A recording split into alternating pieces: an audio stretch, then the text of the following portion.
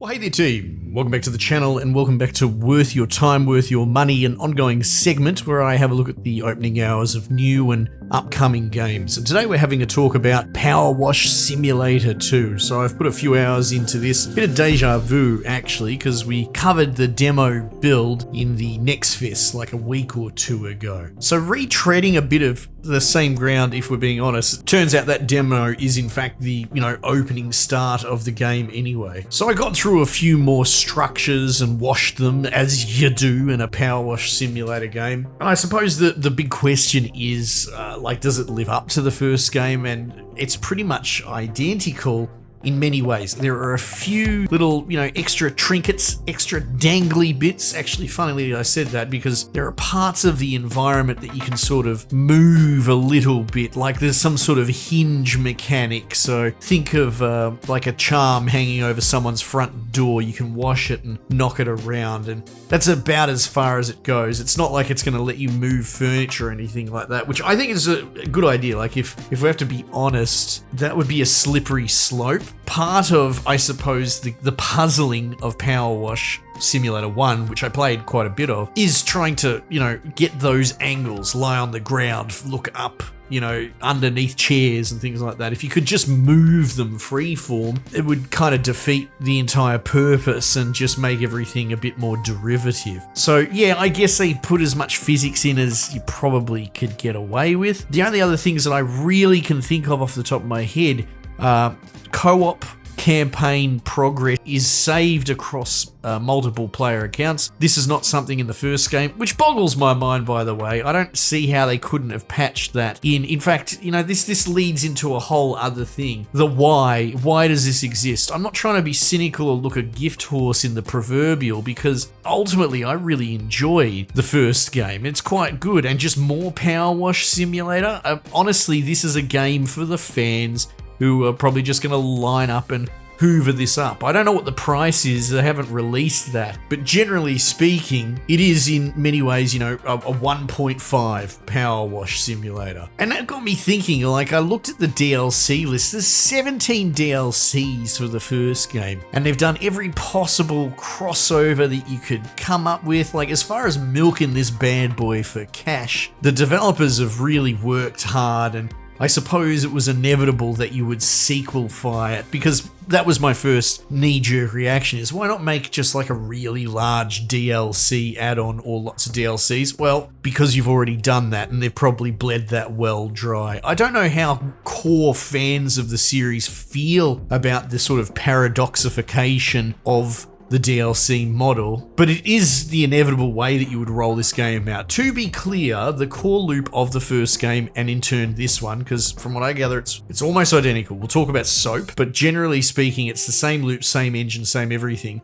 is solid, is addicting. Ultimately, you're just washing down surfaces with various degrees of grubbiness. Some stuff sticks a bit harder, which in turn demands a more high-powered washer. You have extendy sort of nozzles to get in hard-to-reach places. In this version, they've got some different power washers, I've unlocked a sort of surface flat almost buffer thing. I'm pretty sure that wasn't in the first game, and to call it a gimmick would be appropriate. It seems okay, but I can't really figure out other than the party trick that it is, and having a look at it once and never using it again, I don't really know if it's superior in any way. So yeah, sorry, look, I've jumped around a little bit, but I am a bit muddled myself. I'm a little bit confused as to why this exists. But at the same time, I guess if you're going to flog a series into the ground and get every cent of money out of it, then this is probably the model that you would follow.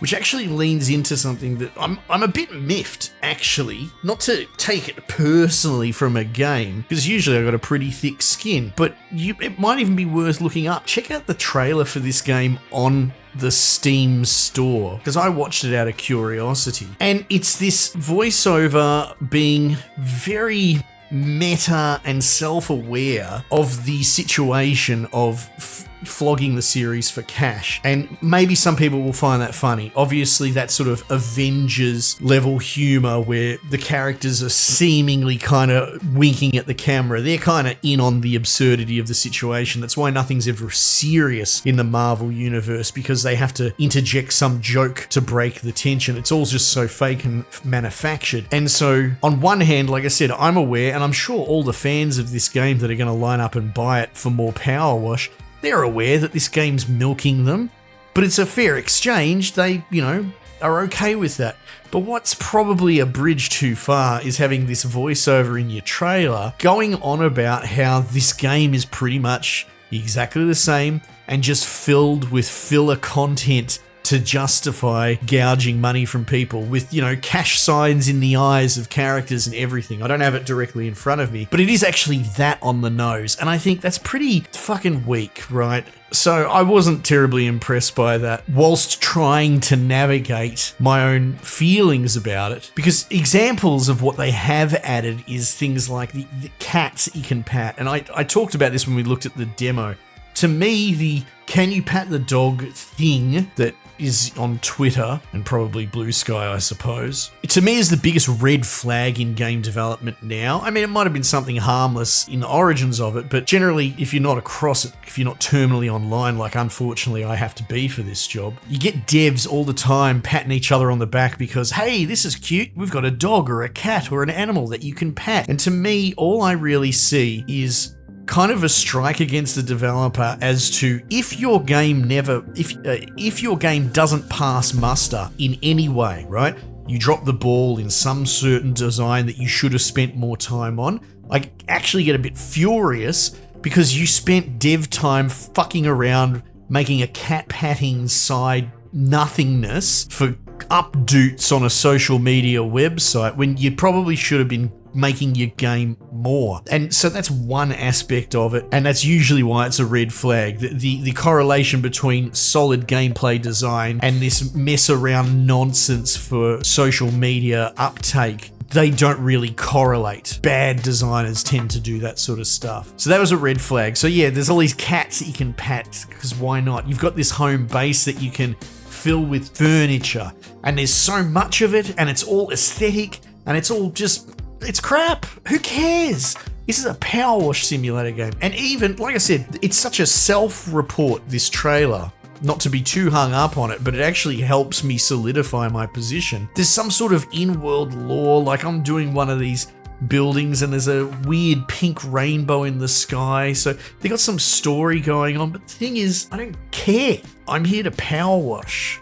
You're here to Power Wash. So why is half this game filler crap to justify shipping a 1.5 release, which is ultimately just going to be a full price DLC with window dressing to justify the costs, as they admit to in their trailer? Wink wink at the camera, but not really. That's actually exactly what this is. So yeah, look, I'm a little unimpressed with that.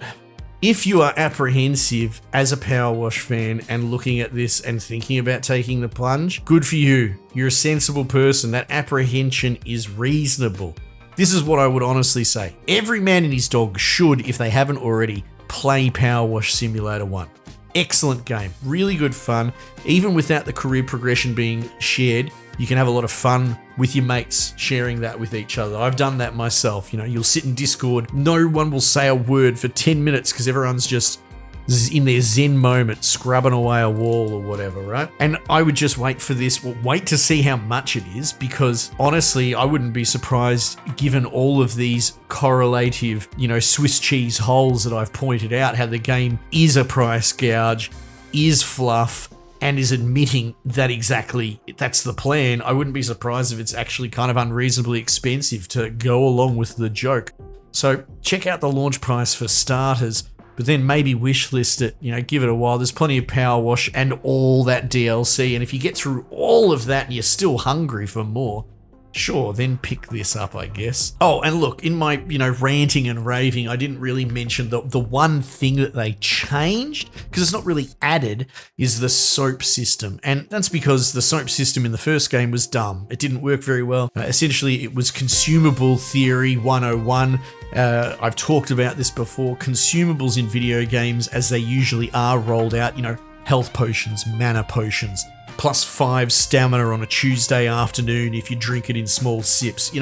Usually not really worth your time kind of consumables, but also you'll probably hoard them as a player because they are one-shot things. There is this intuition that most gamers understand that if something is usable and therefore not reliable, you will build out that problem. So instead of having to rely on mana bars, maybe you just increase your mana regen or something like that, so you don't even have to use the consumable. Reason for this preamble lead up is because soap was a consumable in the first game to help you scrub out nasty stains.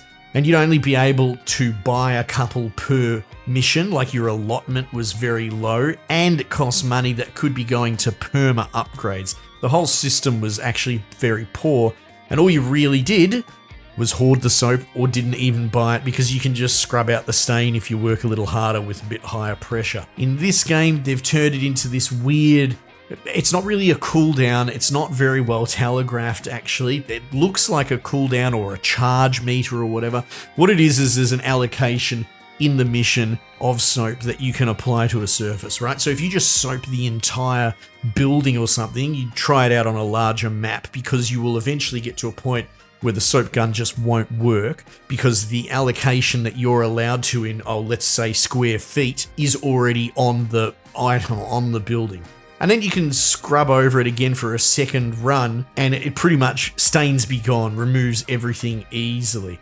And that's it. At first I thought it might be a really nuanced, interesting mechanic, but again, because this dev has shown that they're sort of unironically laughing all the way to the bank about bloating their game and releases, I realized that if you use the soap, you pretty much do every surface twice over. Soap everything down, wash it down. It's either a clever or insidious, it depends on your perspective, way of doubling the amount of playtime if you do go through the rigmarole of putting the soap on and washing it off. There is a catharsis to it, but then once I started looking at it through these less than rose-tinted glasses, I realized that if I just play the game originally and ignore the soap yet again, I'll get through the missions twice as fast, which is to say at the normal pace.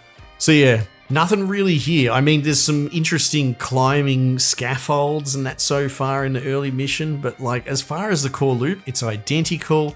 They changed one mechanic to try and address that it was useless, and in turn it's still kind of useless. And they've added a whole bunch of, key jangling peripheral cosmetic stuff to trick you into realizing that there's not really much here other than just more DLC type levels. I sound like I've been harsh, and perhaps I have, but you got to watch that trailer. You really got to see what I'm talking about. At the end of the day, it's my time and it's my money to waste on what I will. And even from my personal unusual YouTube position, I've got a stack this high, you see my hand, of games that I could be covering. I can only really put out one game per day, and I got to pick which one. And it stings when I pick one that so openly says, hey, we're going to fucking gouge you and we're going to make jokes in our trailer about it, when I could have picked 5 other games today instead. And that makes me a little bit sad. But look, for my part, I don't want to waffle. The warning's out there, right?